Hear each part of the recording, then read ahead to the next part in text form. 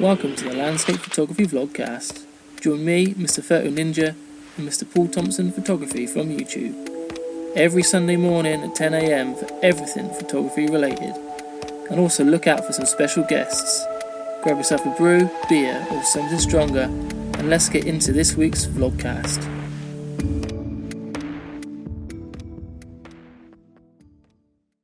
Right. So, Adam, if anyone doesn't know who you are, I know you probably answered this question 100 times already, but just tell us a little bit about yourself and your photography. Where do you want to start? It all started back in 1964. With crank handles. Where did it start? Let's back in the 90s. At the end of the 80s. So were you guys even born in the 80s? Yeah, I guess so. 88. 5 years old. 80. Okay. Yeah, so just about. At the end of the 80s, I was right into rock climbing and paragliding, and I'd had a few accidents, so I decided to get out of those. Mostly paragliding. It was pretty dangerous back then. So I decided to go back to school, and I went to college and took up photography. I wanted to get into studio photography, photographing product. Right. And during my college days, I actually worked in a studio for, I think it lasted about 2 weeks. And I said, oh, to hell with this. There's no way I'm working in a studio. It was just horrible. All those guys ever did was just complain about how much money they weren't making and how hard the business was. So I figured, well, why would I want to even do that? So at the time, I was getting into nature photography, mostly birds and wildflowers. And I started sending off images to gardening magazines and nature publications. And a couple of magazines picked me up, and then slowly I started to get more and more work through gardening magazines. So I ended up working primarily for one company in Vancouver. They started off with one magazine, and they ended up with 4 magazines that went right across Canada. And I just ended up photographing gardens for gardening magazines. And then the nature photography, landscape photography, I was doing at the same time, but there was more of a hobby. I didn't really want to do it for a living because I found that it affected, as soon as you take up a hobby and do it for a living, you're not quite as passionate about it anymore, because all of a sudden now it's a business. It's not a hobby, it's a business. Yeah. And landscape and nature photography, going out and actually making images, is a very tiny portion of the grand scheme of things when it comes to business. And unfortunately, photography, doesn't matter how good you are or how bad you are, has absolutely nothing to do with the business side of things. It's all to do with how well you are at marketing yourself and pushing whatever it is your whatever direction you want to go in. So, but I guess it's going on 5 years ago now, the magazine went bankrupt, like a lot of magazines. And then unfortunately, I'd put all my eggs in one basket. That's all I did, was just the gardening stuff. And the editorial market pretty much dried up because magazines have been going bankrupt left, right, and center, because nobody's buying magazines anymore. Yeah. So I ended up jumping on the bandwagon with all the other nature photographers and start offering workshops. And it wasn't until after about a year or two, when I wasn't getting any clients, that I decided to start up a YouTube channel. And it's been 2-3 years now, and things have slowly picked up. This was going to be the best year, but of course now we have this virus going around, and it's pretty much put a hold on everything. So yeah, the whole year's screwed, isn't it, really? Well, it isn't. I mean, we have I'm finding with YouTube, and you guys are probably finding the same thing, is that it's very much in your favor to collaborate with other YouTubers. Whereas before, when I was just taking images, I was always in competition with every other photographer. So I didn't team up with any photographers because you're always in competition with them to try and sell rights to image usage and so on. But I don't sell images anymore. I don't sell the rights to images, very rarely. So I'm finding that the more I collaborate, the better off it is for me and the people that I collaborate with, you know. Yeah. So this last thing that I'm doing with Thomas Heaton and Nick Page, I mean, it's been great because those guys have such a huge following that it's only going to be beneficial to me, and hopefully it'll be beneficial from my side to them as well. Yeah, you know? Yeah, definitely. So we're all working on a video course right now, and it's getting there slowly. Slowly but surely, eh? People will either love it or they'll hate it. Well, I think they'll love it. But you'll always get some, you know. Oh yeah, you get that wherever you go, don't you? Yeah, pretty much.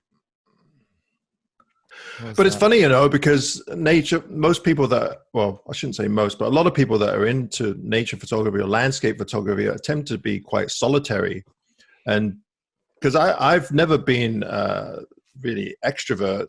It's not until the last few years where I've had to kind of force myself to actually go out and talk to people. Because to be honest with you, I don't actually like people that much. I just like to, I don't, I'd rather just spend my time with my cats and my partner, you know. I have the odd friend, but I just enjoy my own company. I just don't want to deal with the drama of dealing with other people, unless it's someone that I get along with really well, where they just kind of do their own thing and it's not a lot of work. So it's funny, doing this type of stuff doesn't come naturally either for me either. No, I'm very much the same. I haven't kept in touch with any of my friends from school. Well, I know the kiddies I went to college with. It was kind of a different college experience for me because I was in the building. Yeah. So yeah, you know, we've all gone our separate ways, and I'm definitely a seldom photographer. I like getting up in the morning or just walking through the woods on my own. So yeah, I definitely get what you mean. Yeah. Yeah. And like I said, when I come home, I spend time with Kirsty and my little one, and we're on our own little bubble, especially now we're locked in. We're even in our bubble a little bit more, like, so. Yeah. Yeah, I don't mind that. It's all right. Yeah. Well, same here. Like we're really fortunate because Karen, she owns a house on the mainland, which is not far from Vancouver. And we both own this little house here and my mum and dad are right next door. And it's actually quite handy because we don't want my mum and dad going out because my dad's in his 80s and he has, industrial type asthma just from not wearing masks for, 50, 60 years doing his plumbing. So, if he got anything like this bug that's going around, he'd be doomed from the start, Yeah. So I've been doing all their shopping for them and trying to get them to stay at home. But it's hard because they want to go out and visit their friends, But but that's pretty much it. And we're quite fortunate on the island because there are a lot of people here, but not like you guys. I mean, the UK is it's pretty. It's a lot of people. Yeah, there is. Yeah, you can't even go for a walk in the woods really without seeing people, can you? Really, to be honest. No, we just haven't got that sense. They haven't got that sense of scale, have we? No, it's very sort of homed in. Because I was talking to my friend Alistair, and because he lives up near Glencoe, and the village where he lives, I think there's about 400 people. But he was saying that everybody was coming up from the south up to Scotland in their campers to try and get away and isolate themselves. But the problem is that they were depleting all the food in the local grocery store. So there was no food for the locals. So they had to kind of tell everybody to go home. Yeah, it's shocking, really. Crazy, isn't it? Stealing all their toilet paper. Must have more. Stockpiles of the stuff. What is with that anyway? Oh, nobody knows. Nobody knows. All right. Fun and games.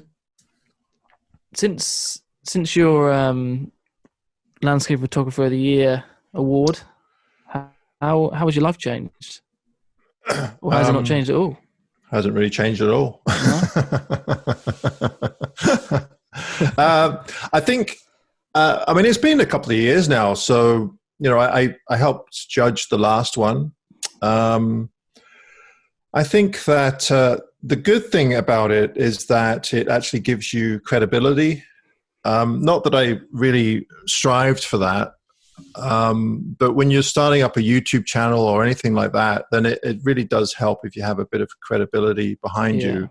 And that's why most people, when they either with their websites or wherever it is, they promote themselves and say, well, I've, an award-winning photographer, which I don't personally really do myself. And I've won contests in the past, but I never really said anything. I mean, I never pushed it. Because I just found it, I thought, well, why do I need to, Yeah. But since starting up the YouTube channel, I decided that I really need to, push it forward. Yeah. Give you some credibility. And it helped. It really did help, I mean, contests are, a lot of it's luck. They're so subjective, even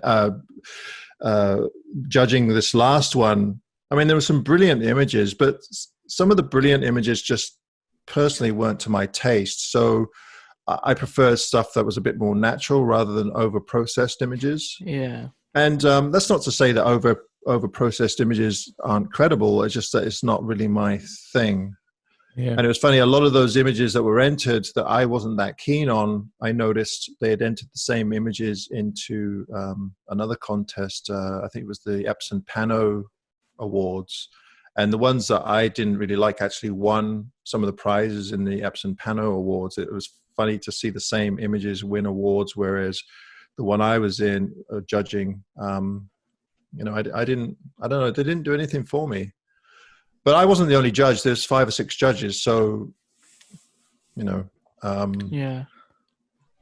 Yeah, it's a very subjective thing, though, isn't it? It is, and it's hard because there's people that enter some absolute fantastic work, and they might not win anything, but it's just luck of the draw. A lot of it, it's just, I don't know. There's a lot of contests that seem to be a certain style. Even if you just go on Instagram, all the popular images are all a certain style, and some contests are like that as well. It's not hard to kind of enter thing or images that should do really well if you enter a certain style. Yeah, definitely.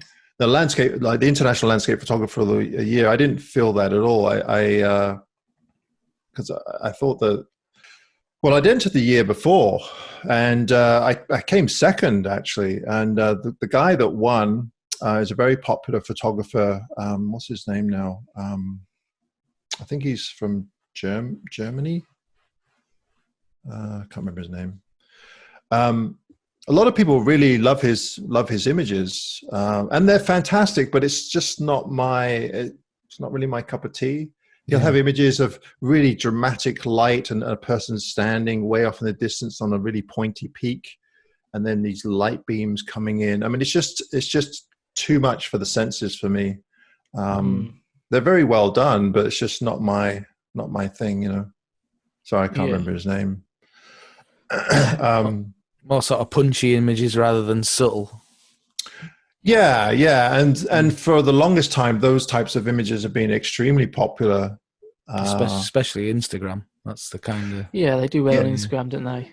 Yeah, and you'll notice that someone will pick up onto a specific style that does really well on Instagram, and then all of a sudden, everybody will be copying that style. There seems to be these trends that people go through. Yeah. Or you might see a subject that's just absolutely fantastic, and all of a sudden everybody will go there and take the exact same composition with just perhaps slightly different light, and then everybody will say, "Oh, what an awesome image!" And it's like, well, yeah, it is an awesome image, but it's been done before, like a gazillion times. But I mean, if that's what people enjoy photographing, then that's not for me to say that they shouldn't go and do that. It's just not my shtick, really. I just rather go out and explore and discover things that other people haven't found before, Anyway. So while we're on that then, what is your favourite sort of lightened subject? His favorite lightened subject? Yeah. Well, whatever happens to be in front of me at the time. Yeah, do you go about, are you a person that plans a lot, or are you just more of what you come across at the time? Yeah, I'm pretty much just come across whatever comes across at the time. Yeah.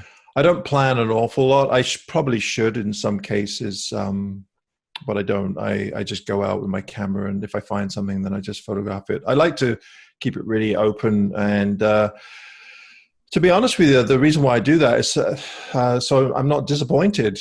If you have all these expectations, then a lot of times you'll come back with nothing, because our vision of an area or what we want to photograph never turns out, hardly ever.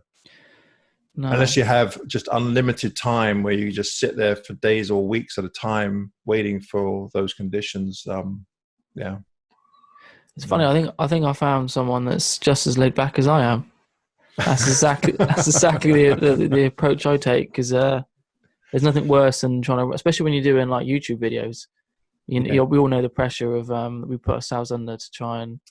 Well, that's true. There is a little bit of pressure with the YouTube videos. I mean, I don't have a video for this coming weekend, and we're already on Thursday. But then I think to myself, well, I mean, it's more to do with the information and the experience that you're portraying than the actual images, I think. Yeah.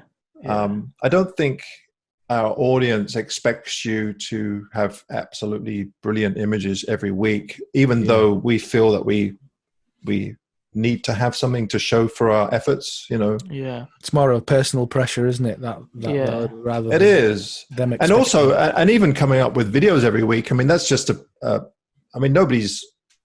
I don't think anybody expects that. It's just some pressure that I've put on myself to keep coming out with a video every week, But my favorite on the island, I mean, you've been to the island, Paul. I mean, you know what it's all about. Is we have three subjects. We have trees, and trees. and the odd dead tree, yeah. No, that's not true. So we have trees, waterfalls, and ocean. That's pretty much it. And we have the alpine areas as well, but they're pretty hard to get to, a lot of them. Now, you do need to plan for those. Right. So for forest photography, I generally, I mean, if it's overcast out, I'm fine with that. If it's sunny like it is today, then I have a really hard time with it. Yeah. And then oceanscapes, well, they're, unless it's fantastic waves or something, usually it's some kind of dramatic weather that helps along with those. And then the waterfalls, you can photograph those in any kind of light. Ideally overcast or some nice evening or morning light. But so, I mean, when it comes to favorite subjects, I mean, whatever I happen to find on the island, which happens to be those three things, I think if I lived in the prairies, I'd have a really hard time, for sure. Yeah. Well, yeah, because there's nothing there. It's very barren, and I suppose it's hard to find a subject in it. You'd have to find something. You'd have to find something that would interest you, like maybe bird photography or macro photography of insects. I mean, I'm sure there's things there, but I think I would have a hard time with it. Yeah. I'd imagine it was the same in the UK. Because it's very different in the UK. Everything is very manicured. It's been sculptured by man. Yeah, well, that's what we were discussing last time, isn't it? Yeah. For thousands of years, whereas Canada, especially on the West Coast here, I mean, we have our native population, but primarily they spent most of the time on the coast, and they haven't really altered the landscape. It's only modern man that's really altered the landscape. So a lot of our areas are very wild, and rugged mountains, rugged forests. Everything's rugged here, whereas the UK, it's a bit more quaint, and except for maybe Scotland. But yeah, you have these pristine farm scenes with your nice brick, rock walls, and yeah, it's just different, Yeah, it's a completely different style, isn't it? Really, that's the thing. That's the thing I was finding, to be honest. That's why I was saying to you at the time, it's nice to see somewhere that's just completely wild. Well, there aren't that many around anymore, really. I mean, we're lucky in that the United States and Canada, we still have a lot of wild areas, but they're slowly getting eaten up by industry. It's just that we have a smaller population, Yeah. So I mean, hopefully we'll have wild areas in the future, but who knows? The way things are going, I don't know. I mean, Europe. I mean, it's hard to get away from people in Europe. It really is. Same issue as here, really. Is just way more people. Yeah. I mean, it's easy in that you could go into your local woodlot and you could probably hide somewhere and not see anybody. But I'm talking about real isolation. Like if you want to get away from any town or city for 50, 100 kilometers, then you could do it here. But I don't think you could do it in Europe very easily. Maybe some location like northern Sweden or Norway. I'm not sure. Scotland, maybe. Scotland, I think you've got certain areas that you could probably escape people, but they're very limited. It's a pretty small area, really, though, in comparison to here. Like really, I mean, when we drove, like last year, when I drove up to the Isle of Skye and Man, and that not Isle of Man, what's the other island we went to? Sorry, I've lost it. Mull. Sorry, yeah. Isle of Mull. I couldn't believe how close they are. They're not actually that far away from one another. Yeah. No. But I mean, when we were there last time, it just goes to show that how many people there were, though, because the places were just absolutely packed. I mean, there was busloads of people turning up. Well, the Isle of Skye, definitely, I was really surprised. And I would imagine the locals that live there get pretty sick and tired of the tourists, I would imagine. Yeah. But, what are you going to do? Those areas are popular for a reason. Yeah, they're beautiful. I mean, they're beautiful. It's the same with the Rockies here. The Rockies gets really busy in the summer. Now it's more expansive, but we're seeing more and more people in the backcountry, more and more people just everywhere. Yeah, in general, and I don't. it's a catch. Except for this year. Yeah, except for this year, there's not going to be too many people around this year, is there? No. Get a chance to recover a bit. Well, it's true. We actually, Karen and I were just talking about that this morning, because all the parks are closed, and I said, well, it's probably not a bad thing because it will give them a bit of a break from all the impact they're having from all these people visiting. Yeah, definitely. I definitely think it's going to have an effect on the wildlife for sure. Well, it has already, I think, hasn't it? Well, the air quality worldwide has improved quite a bit, just because people aren't driving around as much. Yeah. Yeah, it's definitely going to be interesting to see how we move forward, but how everything moves forward, isn't it? How because it's like it's going to be like a domino effect, isn't it? Like we won't notice it now, but maybe we might notice something that happens in the future, and we think, oh, I wonder why that was. Maybe it's because everyone stayed in for months on end.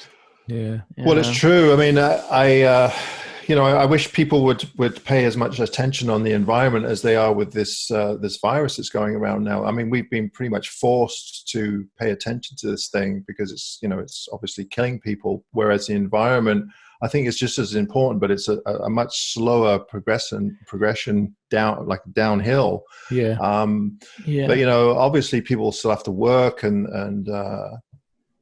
but really.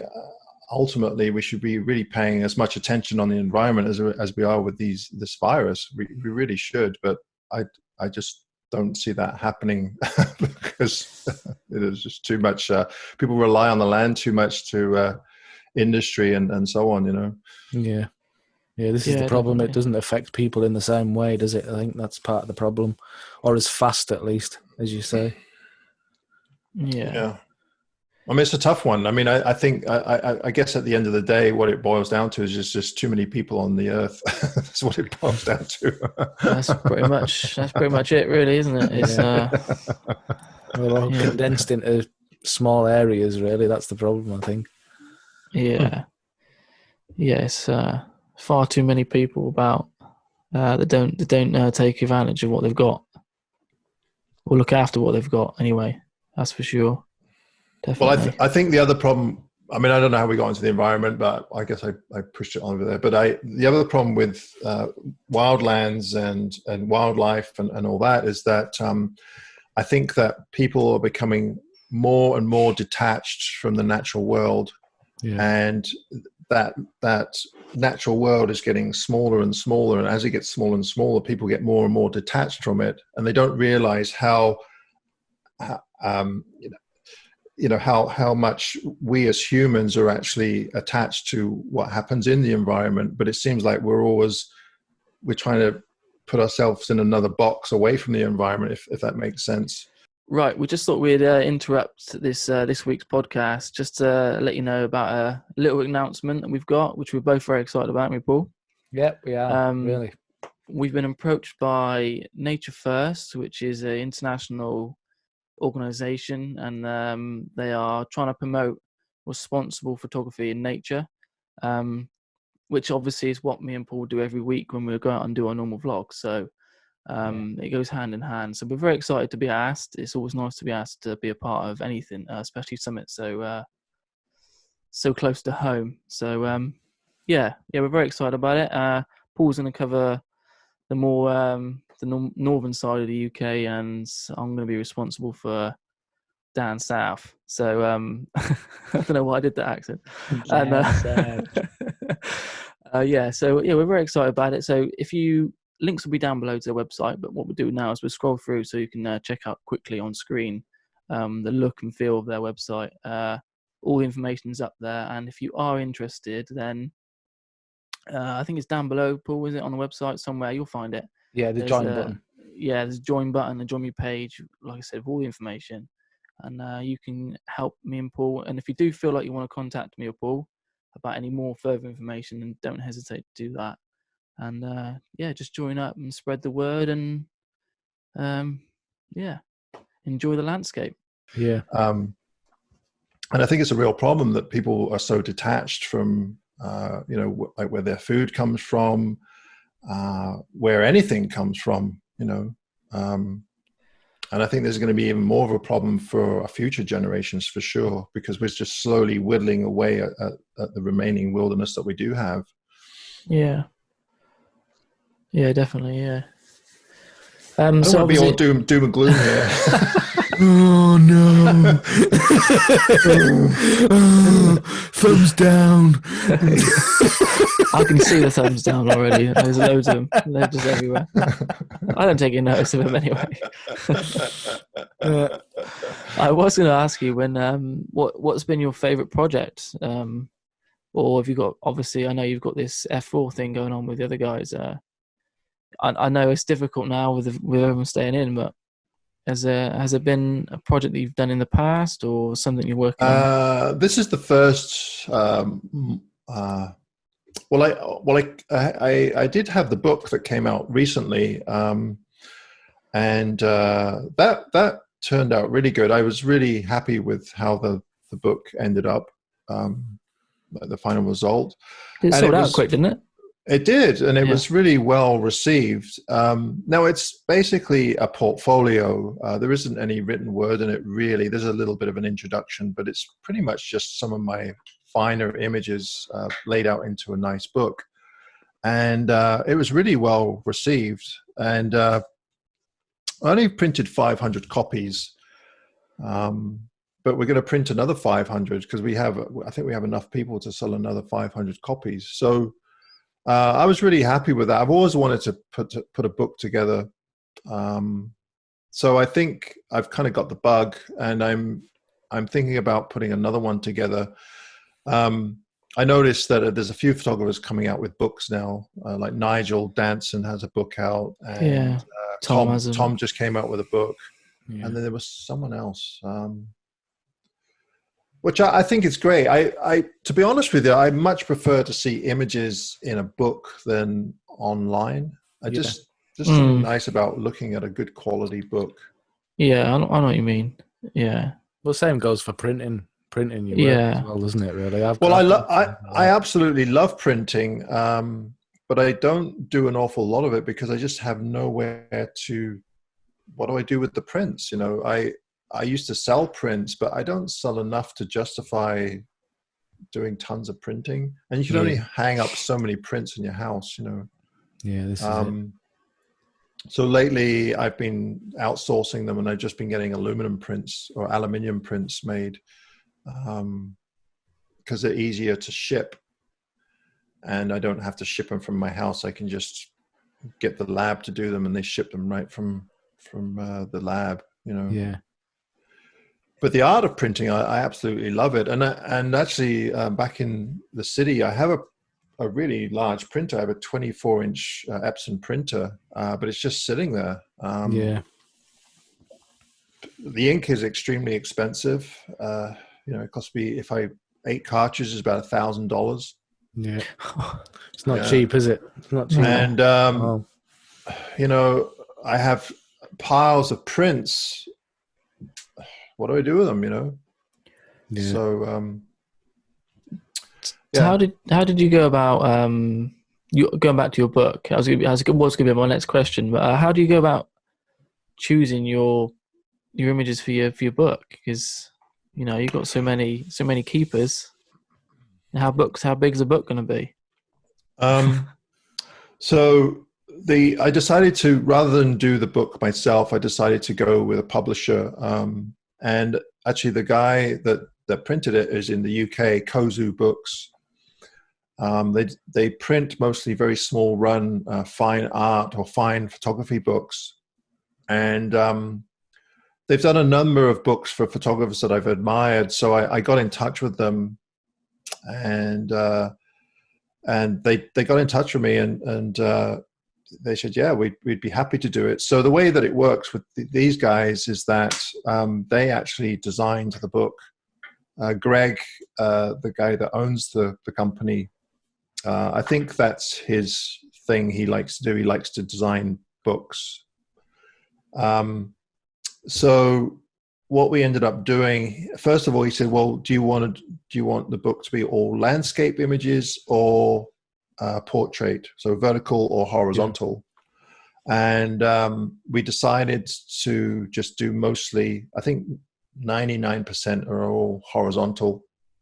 So what I did was he designed the book or laid out the book with that in mind. And I gave him all the images, and then he just picked the images that he wanted to put in. I did change a few of them. One of the reasons why I went with a publisher is just, they basically did everything for me, everything from printing it to designing it to sending it out. Yeah. So I didn't really have to do an awful lot,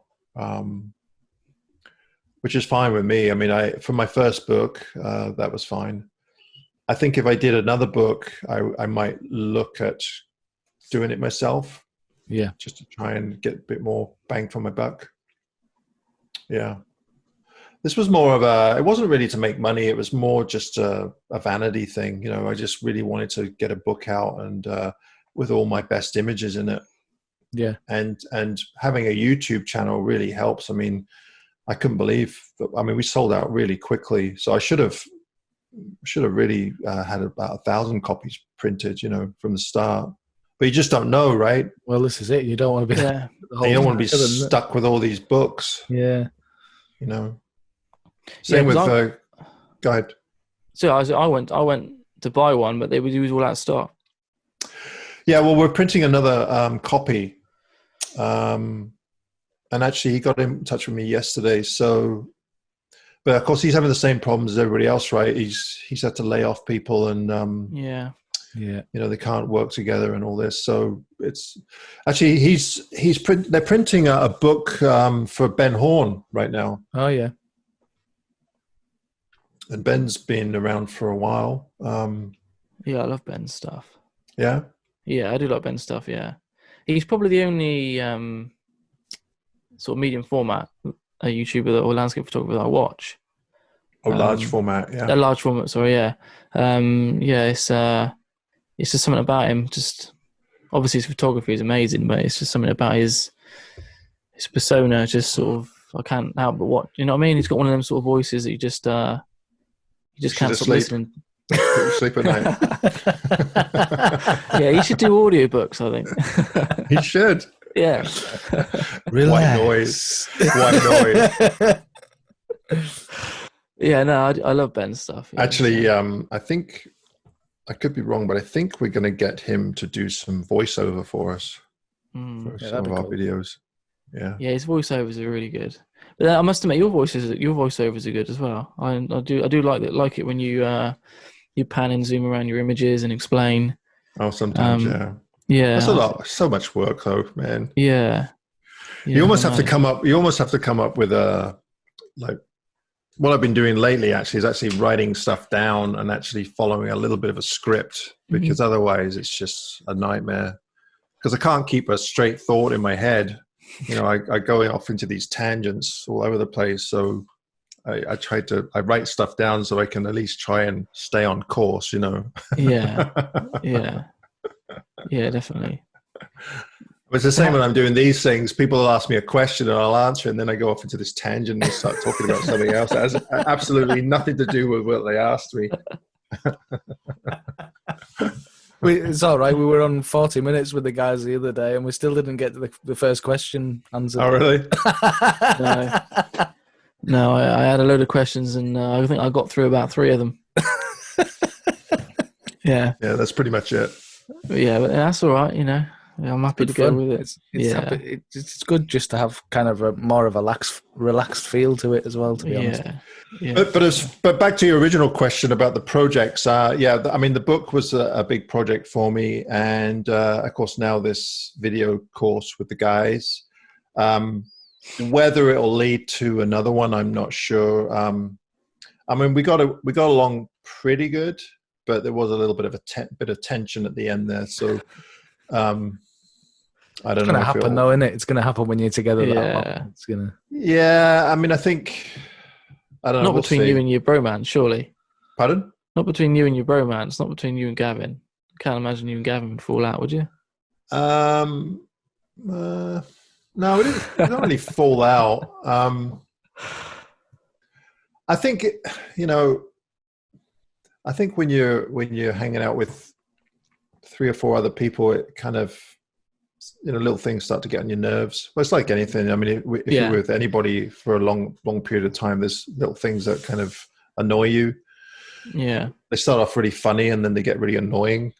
And I think it was that. I don't know. I mean, I got along with all of them pretty well. I think it would be a good thing to continue if we could. Like the whole idea behind this storyline, there's a kind of an underlying storyline where Nick picks up this really crappy 1979 trailer, which he actually did.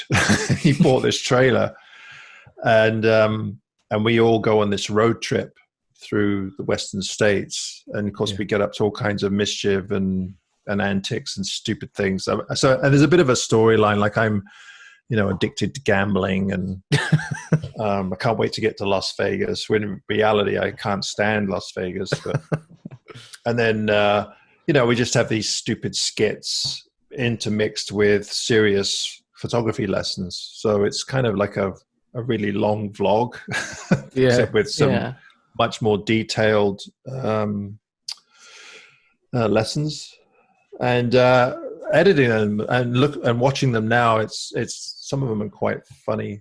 Like right now, I'm working on the very last one where we get into Vegas, and I won't tell you the story, but pretty much everything goes wrong, So are you all making your own individual vlogs out of it as well? Obviously, along the way, like behind the scenes. I've watched obviously. Not variations of this, Yeah, not. I mean, we have so much footage, so we're leaking out little bits here and there, so that keep people interested. Yeah. I'm not sure when this is going to come out. Like we were going to try and push it for October, November, but with this lockdown, what's going on, we're going to try and get it out earlier rather than later. Right. Yeah. Yeah. So Is it I don't know. Sorry, you got me. Oh. Is it?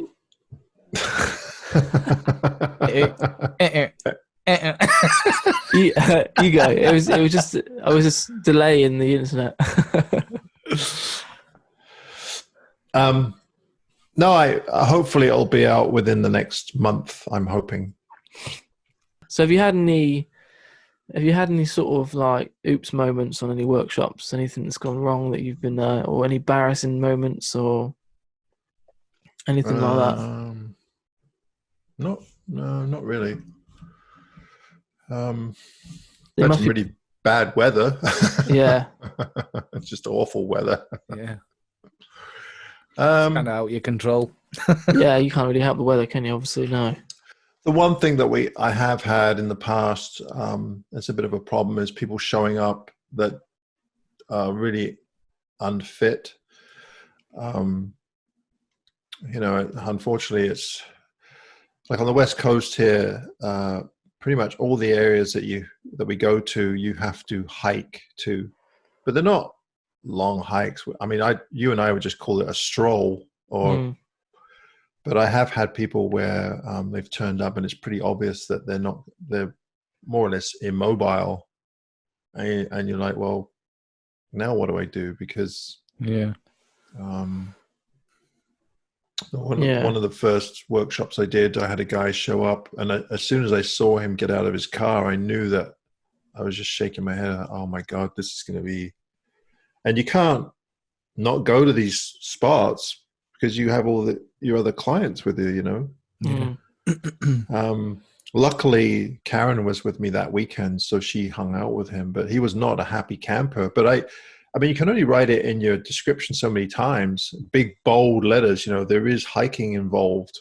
And it was only, we're talking 1 or 2 kilometers at best, with a little bit of a hill. I mean, it's not, it's like walking around the block. Yeah. It's not a major hike or anything, but some people have a lot of trouble with that stuff. So yeah. Because, the people that tend to go on the workshops are mostly middle-aged or older people. And of course, some of them have physical disabilities, bad knees, bad feet, whatever, Yeah. So it can be a bit of a problem. Yeah, because I think most of the spots that we go to, it's not, you can't just get out of your car and there it is. You have to actually walk to it. Yeah. Well, those are generally the best spots, aren't they? You don't want to be.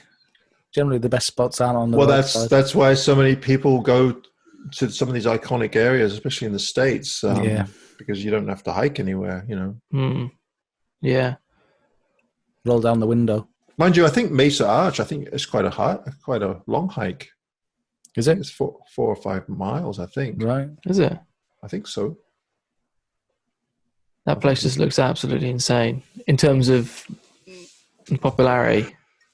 Yeah, I've never been there. I mean, it looks fantastic for photography, but I just, that's too many people for me. No, it's funny how them sort of places, they don't, if you could have it to yourself or, just a normal amount of people, then, you'd be interested in going. But I just can't imagine ever having to, like fight people and pick get someone on the elbow, like or you set up nice and early and someone's like, and you're like, that's just not me, not my sort of thing. Well, it was funny on this trip with the guys. We went to Oregon. We went down to a place called Cape Disappointment. Yeah, and we had there was a big surge of waves coming in. Plus, the tide was really high, so the conditions were going to be really good. And we got there, and throughout the day, at one point there must have been at least 150 photographers there, all lined up. Yeah, but people were pretty good though. It wasn't bad because you're facing the ocean, so nobody can really go in front of you because the ocean's there. and everybody was really friendly and just doing their own thing. So it wasn't too bad, but it was pretty crazy, the amount of people there, for sure. Like, we got there early and just set up a tripod and just stood in the same spot for 2 or 3 hours, Yeah. I mean, it was fantastic. The waves were absolutely fantastic, but that was more of a one-off, though. I haven't really gone to any areas where I've seen. Well, that's not true. The Rockies can get like that. Maybe Moraine Lake. It's just awful for people now. You go there and there'll be hundreds and hundreds of people lined up, all taking the same shot. Yeah, see, that's what never appeals to me. That never been in that sort of situation with that many people, and it's. Are there any areas in the UK that are like that? I think that, a lot of the areas are kind of iconic, aren't they? I would say Durdle Door's quite, in Dorset. Yeah. Durdle Door's a bit like that. You get a lot of chaps lined up, especially at a certain time of year. The Durdle Door, the arch that's in the sea. Oh, right. The Jurassic Coast, like with the white chalky cliffs. Yeah. Like a certain time of year, that sun will set set on the set or rise in the arch. All right. And I think then you'll get loads of them lined up. But yeah, there's not so many. I don't think there's so many hot locations like that over here. I think probably Skye's probably places like Skye. It's probably worst for it. Well, the Old Man. Yeah, places like that. Yeah. And or the Buckle. And the Buckle, definitely. That last time I was up there. Yeah. Man. Yeah. What's the Buckle? Glencoe. Yeah, Glencoe, yeah. That place we turned up to that day, and there was the waterfall shot on the mountain in the background. That was really popular last time I was up there. Oh, really? Yeah. I chatted with a bloke called Ben Kapoor, and he's been up to Glencoe recently, and he said that the spot where you take the shot from is just absolutely hammered. Oh, it is. It's just like a marsh. Yeah, it's just like it looks like pigs have been living there. It's just completely mud, which is a shame. I don't know about ferry pools and places like that. Maybe they're obviously very popular, aren't they? Yeah. But I think they're more popular with tourists rather than people more than photographers. Yeah. Really. Yeah, we didn't see that many photographers there, did we, Paul? No, we didn't. Of course we didn't. Yeah, we didn't see any, did we, really? Actual photographers with tripods and that. There was a couple in the main pool, wasn't there? Yeah. But that was it. Wasn't loads of them. It was mainly tourists. So, you are known for the light. You're Mr. Light in my eyes, Adam. In a non-weird way. In the non-sexual way. Yeah. Non-sexual way. How do you approach a scene? Like, like when you're just walking in the woods. I don't know if you're like me, but I do tend to plan and to a certain degree. But sometimes when you're just walking, you just see something. How do you react to like them special moments them moments of light? How do you sort of approach a situation? I can't imagine you run around like a lunatic, if I'm honest, but no. Usually it's something that will catch my eye, the corner of my eye. Like, I'm just trying to think of an example where Paul was with me so he can kind of relate to it. I don't know if you remember, Paul, but remember when we went to Carmana and we went to the very end of the trail, and there was I think it was an outhouse there. It was a campground there. Yeah. And there was those beautiful trees, but they were kind of on the side of a bit of I guess it was the riverbank. Yeah. And there was a bit of a clearing. Shade. Yeah. And in front of these trees were these little shrubs with backlit leaves, but also the moss looked really beautiful. It was quite soft light, wasn't it? Yeah. It was. And Paul didn't really notice it, did you? And then I kind of pointed it out. I pointed it out to him, and then I think you got some pretty good shots from there, didn't you? Yeah, I did. Yeah, that one that I sent you fairly recently, I was pretty happy with when I processed it. Yeah, so what I usually look for is just contrast. So I'm usually just looking for contrast between light and dark, and it can be really subtle because the thing is even when the light is not great, you can still enhance that in Photoshop or Lightroom. Occasionally, not very often, I'll come across a scene that doesn't have very good light at all, but I can actually see before I take the image, I can actually kind of envision what I'm going to do with it before I take the image, but it doesn't happen that often. But it's usually just that slight contrast. A lot of the time I'll try and find, if you find a woodland or a scene where there's a bit of a clearing next to the woodland, that really helps, because then you get some ambient light coming in there, and it might light up certain trees but not others. Just small little things like that. The problem with the trees around here is that they're all conifers, so it's extremely difficult because there aren't really that many trees with a lot of character. You just have these straight trees, and the big trees are beautiful, but they're all about being big, and unless you have something next to them, you can't really see the scale. Whereas you guys, I mean, you have some fantastic woodland where in the UK. Those old gnarly oaks or beech trees or the deciduous trees tend to have a bit more character to them. Yeah, definitely. Yeah, I'm quite lucky where I am. I've got one big oak forest with some really old oaks in it, and then another woods is slightly closer to me, but it's known for its bluebells, and it's slightly more of a vast woods. There's more space between the trees, which I quite like. Yeah, that's really handy when you can back up from a tree and use a longer lens. So I tend to use longer lenses if I can, not so much the wide angles. Yeah, because then you're just including too much sky, you know. Yeah, exactly. Yeah. Since I use a crop sensor at the moment, and I'm sort of in between investing probably quite a decent amount of money in full frame gear, and I don't know which way to go, but long story short is I do tend to use my 50 in the woods just because it's the sharpest lens I've got. And on that crop sensor, it's more like 85.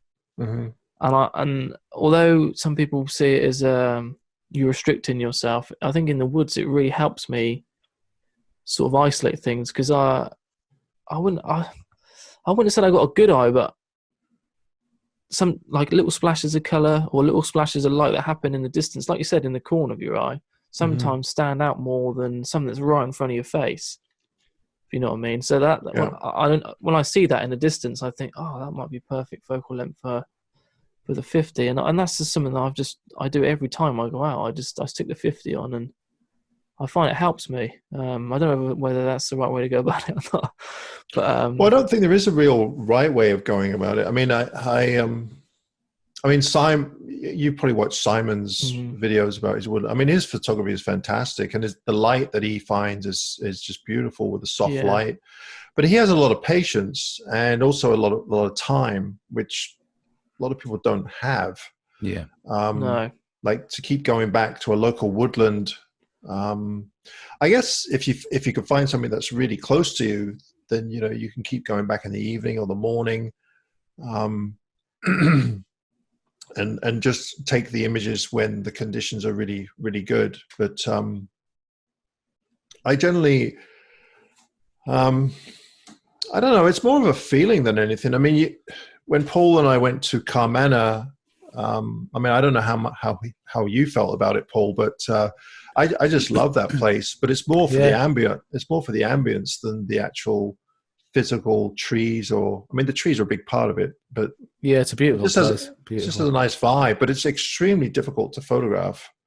Yeah, I don't know if you found that, but yeah, I mean, I was saying to you a while back. I was saying to you, I actually found it easier to photograph there than I do here. And the more I was thinking about it, the reason for that is I think it's because everything's so big, and you've got more space between trees over there. Yeah, I think you can kind of isolate things a bit easier, or I found it easier to isolate things. And when I think about our woodlands, it's more cluttered. There's more things on the forest floor. It's all debris and stuff. Yeah, whereas in those ancient forests, it's more green and it's more mossy and covered over. So I think that's probably why I found it easier to photograph over there than I do here. All right. So I found that, but obviously I haven't been over there. But I found that between the two woods that I just talked about, the woods that are more spaced, there's more space between the trees. I found easier to get compositions. My compositions tend to be fairly similar to the last image I took, whereas when I go to the oak forest, where it's harder and more chaotic. But when you do find them little gems, they're more. I think the shots are more unique. Yeah. But I find it harder at the same time to find. I find it more of a frustrating place to go and shoot. But when you do find them, they are kind of more rewarding in a way. I don't know. Have you been to Wisman's Woods? Yeah, I've been to Wisman. Yeah, Dartmoor. Yeah, it's such a hard place. It looks beautiful, but it looks really tricky. So hard, and the you're sort of walking on these big boulders, these big sort of granite boulders, and they've all got moss on them, so it's hard to get around. It's hard to get around, yeah. And when you find a shot as well, it's hard to set your camera up. And obviously because the trees are all sort of dead as well, especially this time of year, it's hard to illuminate that sky. You really need like that mist or sort of real dull light to sort of simplify it. I've been there probably 6-7 times. Never got anything that's worth sort of shouting about yet. I saw some images that actually a guy, and now what's his is it Neil Burnell? Yeah, Neil Burnell. Yeah. He had some images from there. They're just fantastic. But he had got fog in there. Yeah. Actually, he asked me. Actually, I need to get back to him. He asked me. He sent me a whole bunch of different images. He wanted me to pick my favorites, but they were all fantastic. I had a hell of a time. I thought, man, did you take all these images on the same day? Because the light is just beautiful on every one of them. Yeah, yeah. It's more about the composition than anything. Yeah, there's them trees. There's 3 trees. There's 3 distinctive trees. I've never really found a real good angle of them, but there's sort of 3 in a row, and that's the sort of main composition. But it's so hard to spot, so hard to. But yeah, Neil knows them woods on the back of his hands. Yeah, we chat quite a bit over Instagram and whatever, and we've tried to meet up several times, but it's just he tends to go there on spur of the moment. And it's quite hard to sort of plan trips when. Well, that's what that you kind of have to do that, but when you have a regular job, it's pretty hard to just. Yeah, because I think I went there one Saturday earlier in the year, and we was to and fro on messaging when we were going to go, and I think they went on the Sunday or the Saturday after, and that's when he took some of them shots because we was talking about them on over Instagram and I went the weekend before when it was forecast fog, and I just got nothing. It was fog, it was loads of fog, but it was hanging really high. It didn't come down in the valley. Yeah, it's typical. But it's still a nice place to go and walk around, mind. Well, I'm supposed to be in Scotland in a few weeks, but that's not going to happen, is it? No, that's not going to happen. No. You two had a little bit of a road trip planned, did you? Yeah, well, we had a workshop in the Isle of Mull beginning of May, and then Paul and I were going to take off for a week, and then I was going to fly south. I have an uncle that lives right in the very south of the UK, and Karen was going to meet me, and we were going to head out. She wanted to go to the Chelsea Flower Show, so we were going to go there, and then I was going to fly back up to Edinburgh, and I had a trip to the Faroe Islands, another workshop. But it's not going to happen. So, well, I just wanted to finish with a quick fire. All right. So you ready? So it's just going to be blue. I'm just gonna crack on and we'll just see what happens. All right. Black or white? Black. Nikon or Fuji? Oh, Fuji. Fuji. Landscape or portrait? Portrait. Light Well, it depends. Depends if it's with the Fuji or the Nikon. I knew this would be complicated. Landscape. Light or composition? What's that? Light or composition? Light. Filters or exposure blending? Exposure blending. Ooh. Photoshop or Lightroom? Photoshop. Sunrise or sunset? Sunrise. Vancouver or the rest of the world? Vancouver. Plan or spontaneous? Instantaneous. Woodland or landscape? Ooh. Woodland. Oh, this one's kind of the same. Intimate or big vista? Intimate. And this is the most important one. Gavin or Paul T? Paul T. No competition.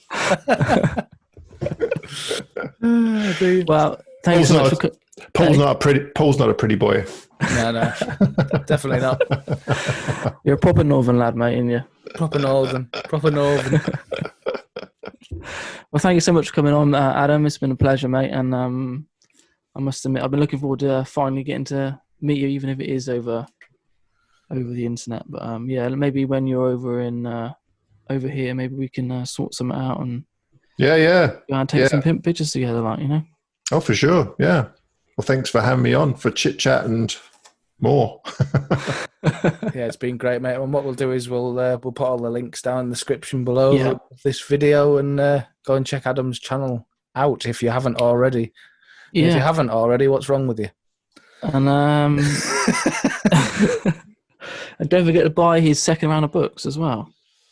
Yeah, it looks like they're going to sell out too, so you might want to get in there early. Yeah, get in there early. Yeah.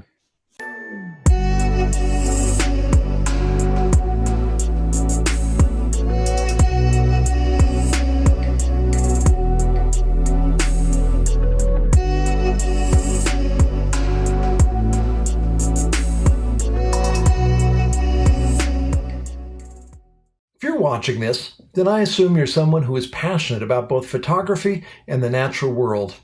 Over the last decade, I'm sure you've seen the incredible growth in photography. Everyone has a camera these days, and everyone wants a beautiful nature photo to share with the world. Unfortunately, the passion to capture that image often overrides thoughtfulness. Wildflower fields are being trampled and destroyed. Delicate, unknown locations are being widely advertised, bringing crowds of people, transforming wild places into urban spaces. Regulations, private property, and the well-being of wildlife are ignored in the pursuit of an image for Instagram. If such things weigh heavily on you, consider joining Nature First, the movement for responsible nature photography. This is a global initiative to help recover the role of nature photographers as caretakers and ambassadors of the natural world. There are no membership fees, no ads, no gimmicks. It's just an opportunity to be part of this global initiative of nature photographers dedicated to caring for the natural world. You can learn more at naturefirstphotography.org.